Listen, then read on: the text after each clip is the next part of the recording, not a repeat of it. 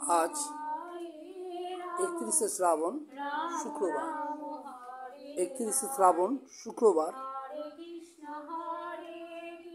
সেই 31 শ্রাবণ শুক্রবার পুত্রদা একাদশী উপলক্ষে কয়েকজন ভক্ত একাদশী ব্রত কথা শ্রবণ করছেন এবং একাদশী ব্রত করেছেন।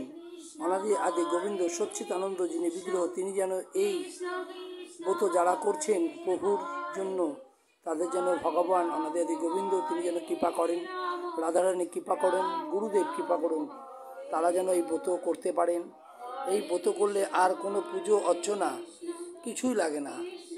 একাদশীর মতন এত বড় ব্রত কোনো কিছুই নেই। কোনো উপোস, কোনো পুজো অর্চনা কিছুই করতে হয় না। যারা একাদশী করেন তারা সকলে একাদশী ব্রত কথা করুন, একাদশী করুন, একাদশী পালন করে ভগবানের কাছে ভোগ নিবেদন করে আপনারা প্রসাদ পান। অনাদি আদি গোবিন্দ তাই বলেছেন, ভগবানকে নিবেদন করে যারা খান তারা কখনোই সেবা নিতে পারেন না। যেটা ভগবানকে নিবেদন না করা হয় সেটা বিষ্ঠার সমান হয়।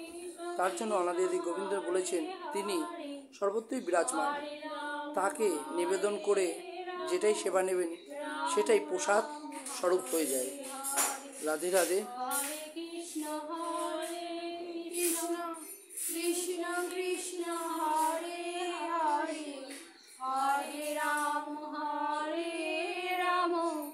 রাম রাম হরে হরে, হরে কৃষ্ণ